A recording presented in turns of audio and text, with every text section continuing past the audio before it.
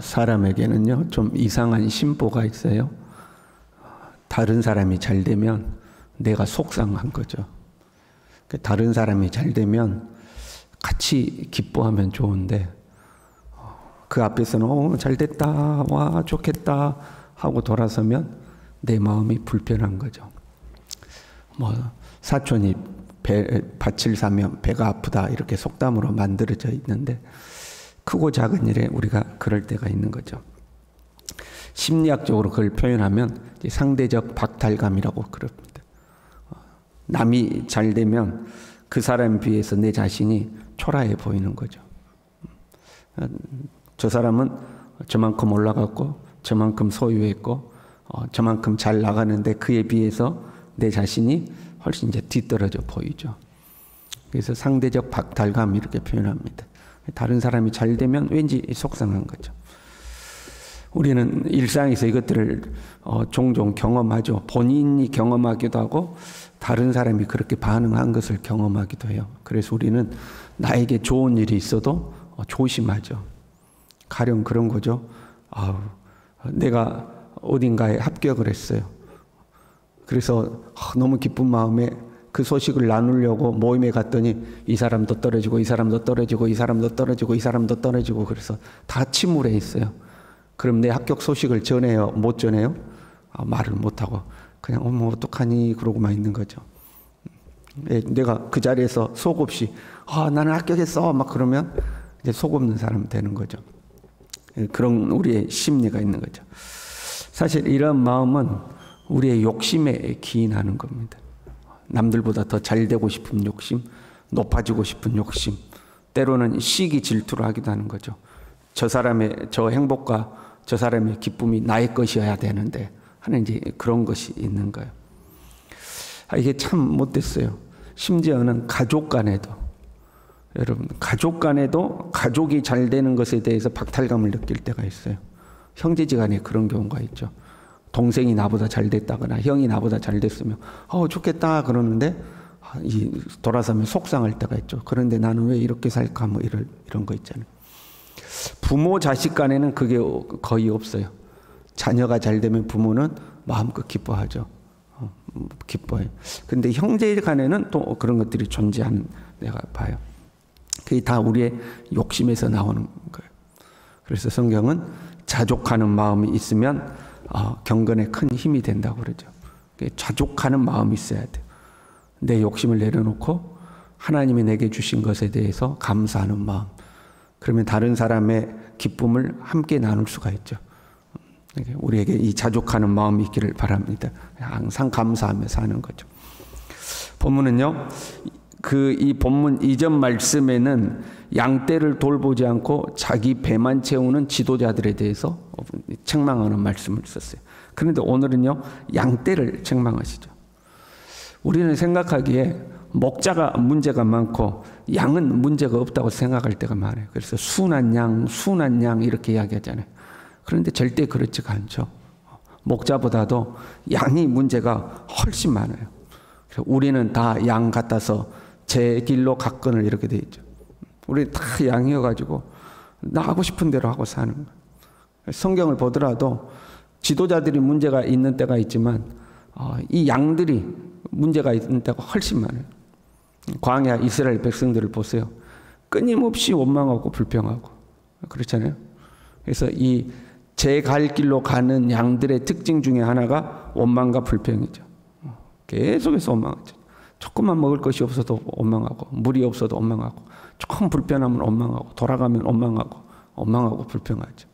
정작 어떤 문제가 생기면 하나님을 신뢰하고 의지하지 않죠. 그냥 원망하고 불평해요. 그 원망과 불평은 결국 뭘로 오냐면 책임 전가로 나타나는 거죠.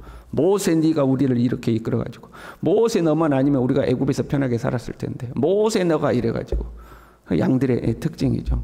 자기가 잘못한 것은 돌아보지 않고 원망하고 불평하고 책임을 전가하는 그게 이제 양의 대표적인 문제죠. 17절에요. 나의 양떼 너희여 내가 양과 양 사이와 순양과 순년소 사이에서 심판하느라. 양과 양 사이에서 심판하겠다고 그랬죠. 20절에는요. 내가 살찐 양과 파리한 양 사이에서 심판하리라. 양과 양떼 사이에서 내가 심판하는데 그 양과 양 사이를 좀 더 구체적으로 말했어요. 살찐 양이 있고 파리한 양, 아주 쫄딱 굶은 양이 있다 이 말인 거죠. 마치 권력자들이 자기들의 배만 채운 것처럼 백성들 사이에서도 이 권력의 서열이 나눠져 있더라 하는 거죠. 어떤 양은 자기만 마음껏 먹어서 배부르고 어떤 양은 먹지 못하고 하는 거죠. 이 신분제도라는 것 자체가 그렇죠. 과거에는 신분제도가 있었잖아요. 계층을 나눠놓고요. 나보다 조금이라도 힘이 없는 사람을 내가 짓밟는 거죠. 그래서 사는 거거든요. 내가 이 사람에게 짓밟히고 빼앗겼으니까 나도 내 밑에 사람을 짓밟고 빼앗는 거죠. 이게 계속해서 밑으로 내려오는 거거든요. 그럼 나도 먹고 살아야 되는 거 아니냐 하고 스스로를 합리화하죠. 그래서 큰 물고기는 작은 물고기를 잡아먹고 작은 물고기는 더 작은 물고기를 잡아먹고 그게 이제 이 권력의 서열이 나눠져 있는 세상인 거죠. 그런데 지도자들이 그랬을 뿐만 아니라 하나님의 백성들 사이에도 그런 게 있더라 이 말이죠. 하나님의 백성들 사이에서도. 20절에 내가 살찐 양과 파리한 양 사이에서 심판하리라 그랬어요. 그 양들 사이에서 이 힘의 차이가 확연한 거예요. 여러분 왜 파리한 양이 왜 존재해요? 힘센 양이 독식해 버리니까. 그 굶는 양들이 생기는 거죠. 21절에요. 너희가 옆구리와 어깨로 밀어뜨리고 모든 병든 자를 뿔로 받아 무리를 밖으로 흩어지게 하는도다. 자기가 먹을 수 있는 범위 안에서만 이렇게 먹으면 되잖아요. 그럼 내가 먹을 것만 먹으면 되잖아요. 그런데 내가 먹을 수 있는 영역보다 더 큰 영역을 만들어 놓고 거기에 다른 양들이 들어오면 그냥 뿔로 받아버리는 거죠. 못 먹게 밀어버린다 하는 거예요. 그뿐만이 아니에요. 18절에요. 너희가 좋은 꼴을 먹는 것을 작은 일로 여기느냐? 어찌하여 남은 꼴을 발로 밟았느냐? 너희가 맑은 물을 마시는 것은 작은 일로 여기느냐? 어찌 남은 물을 발로 더럽혔느냐? 내가 좋은 꼴을 먹었어요. 배불리 먹었어요. 그리고 남아있어요. 그러면 다른 양이 먹도록 해야 되지 않겠어요? 그런데 짓밟아 버린다는 거예요. 못 먹게. 그게 무슨 심보예요? 나만 잘 돼야 된다는 심보가 있는 거예요. 다른 사람이 배부른 꼴을 못 보는 거예요. 다른 사람이 잘 되는 걸 못 보는 거예요. 적어도 나보다 잘 되면 안 되는 거예요. 나보다 잘 되면 안 돼. 내가 제일 잘 돼야 돼. 나보다 더 잘 되면 안 돼. 그 밟아버리는 거예요. 자기는 맑은 물 마셔놓고 물이 남았지 않아요? 다른 양들이 먹으려고 하면 발로 밟아서 흙탕물 만들어버리면 못 먹게 한다는 거예요. 참 희한하죠? 그게 우리 사람의 심보예요. 그 못 먹는 감 찔러나 본다 뭐 그렇게 하잖아요.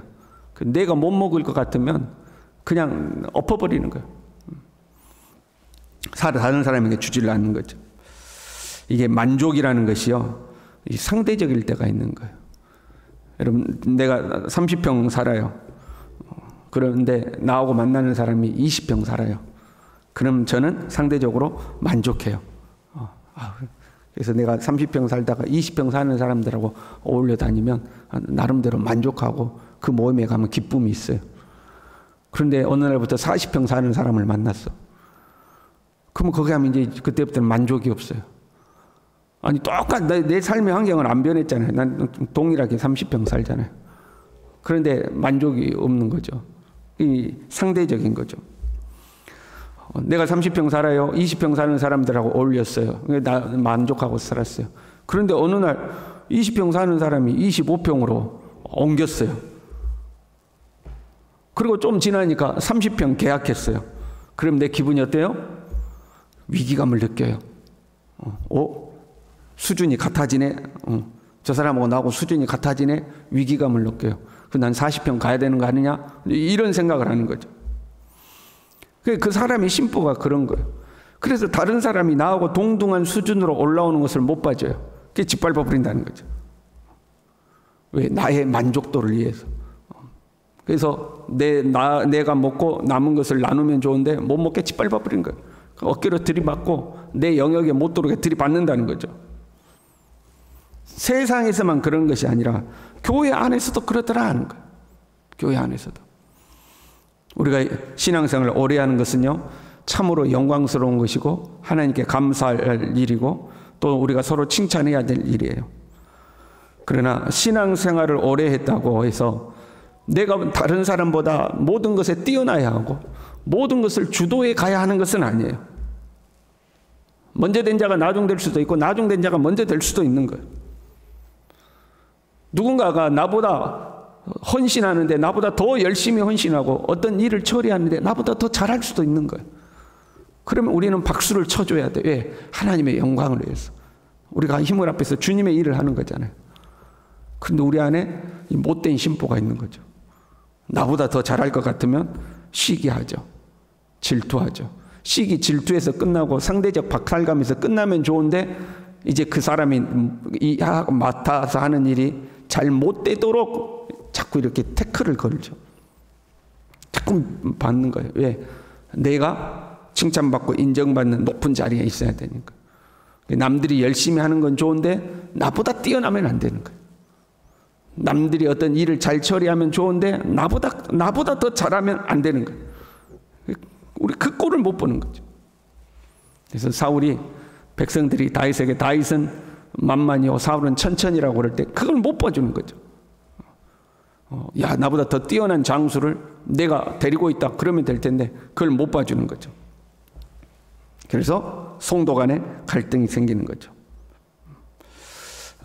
우리 안에 이런 못된 심보가 있어요. 내가 어떤 부서에 부장을 맡았어요. 우리는 3년마다 돌아가잖아요. 부장을 맡았어. 다른 사람이 다시 또 3년 뒤에 부장을 맡았어. 그러면 그 부장이 나보다 잘해야 돼요? 못해야 돼요? 나보다 잘해야 되잖아요. 여러분 시대가 지날수록 더 발전해 가는 겁니다. 선배들의 수고와 노력이에 또 쌓아가기 때문에 지식이라는 것도 그렇잖아요. 선배들의 지식이 쌓이니까 더 발전해 가는 거거든요. 그러니까 우리의 후배가 우리보다 더 잘하는 것이 당연한 거예요. 그런데 나보다 더 잘하는 걸 보면 왠지 이제 속상한 거죠. 사람들이 와, 김 부장 잘한다 그러면 왠지 이제 내가 그 전임 부장이 속이 상하는 거죠. 그게 이제 사람의 심보라는 거죠. 18절에요. 너희가 좋은 꼴을 먹는 것을 작은 일로 여기느냐? 너희가 현재 누리는 것에 만족하고 감사할 줄 알아야지. 너희가 현재 누리는 그 하나님의 은혜가 결코 작지 않다는 것. 그것에 감사할 줄 알아야 하는 거죠. 우리의 삶에서요, 자꾸 남과 비교하면 안 돼요. 지금 내가 사는 것에 만족하고 감사해야 할 줄로 믿습니다. 자족하는 마음이 있으면 흔들리지 않는 거예요. 교회 안에서도요. 은근히 교회 안에서도 서로 비교가 해요. 경건의 삶에 비교하고 도전받으면 긍정적인 효과는 있을 수 있죠. 내가 더 기도 열심히 해야 되겠다. 내가 봉사 더 열심히 해야 되겠다. 내가 더 주를 위하여 헌신해야겠다. 그러면 긍정적인 효과가 있을 수 있죠. 그런데 엉뚱한 것으로 서로 비교하는 거예요. 저 사람은 저렇게 사는데 나는 이렇게 살고, 저 사람은 집은 이렇고 우리 집은 이렇고. 교회 안에서도 비교하는 거예요. 그러면 자꾸 이 감사가 사라지는 거죠. 신앙생활을 함에 있어도요, 우리가 감사하고 살아야 할 줄로 믿습니다. 여러분, 우리 순천 서부교회, 우리 교회에서 신앙생활하는 것에 감사해야 할 줄로 믿습니다. 제일 속상한 게 뭐냐면 다른 교회하고 비교하는 거예요. 어디 교회는 어떻고, 어디 교회는 어떻고, 어디 교회는 어떻고. 그러면 속으로 여러분 그렇게 말이다. 그러면 그 교회 가서 니들 해라. 그렇잖아요. 아니면 여러분이 목사님 어디 교회는 어떻고 어디 교회는 어떻고 집사님 한 분이 저한테 이야기했다고 해봐요. 그럼 저는 뭐라고 하면 되겠어요? 어디 교회 집사는 이렇고 어디 교회 집사는 이렇고 어디 교회 집사는 이렇고 이렇게 이야기하는 거죠. 당신도 그 교회 집사만큼 하라 이제 이렇게 해야 돼요. 그러니까 비교하면 갈등과 다툼이 생기는 거예요. 하나님이 이곳에 모여서 우리로 하여금 함께 하나님을 섬기게 하신 것에 감사하고 기뻐하고 즐거워해야 할 줄로 믿습니다. 우리는 다 고만고만해요, 여러분. 양들은 다 고만고만해, 고만고만한 양들끼리 밀고 들이받고 하지 말고 목자 대신 예수 그리스도를 쳐다보고 믿음으로 살아갈 수 있기를 바랍니다. 기도하시겠습니다. 하나님 아버지, 도살장에 끌려갈 때 아무 소리 없이 끌려가셨던 예수 그리스도처럼 우리가 그렇게 선한 양, 순한 양이 될 수 있도록, 겉모습은 양인데 시기하고 질투하고 들이받고 밀어내고 짓밟아버리고 하는 못된 양이 되지 않도록, 그러면서 또 원망하고 불평하고 책임을 전가하는 하나님 그런 못된 양이 되지 않도록 우리 모두를 붙들어 주시고 예수 그리스도처럼 순한 양, 선한 양이 될 수 있도록 우리 모두를 붙들어 주시옵소서. 예수님의 이름으로 기도 올리옵나이다. 아멘.